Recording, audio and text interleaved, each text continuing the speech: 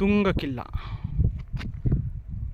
समोर सकाळीच हा समोर दिसतोय ना टेक, ह्या किल्ल्यावर जाऊन आलो. त्याचं नाव तिकोना किल्ला.